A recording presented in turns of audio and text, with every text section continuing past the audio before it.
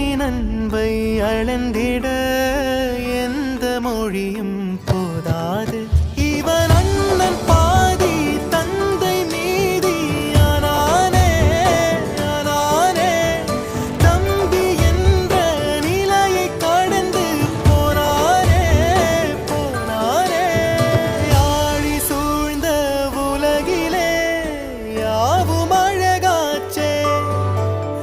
வயதை மீறிய வாழ்விலே சிறு கவி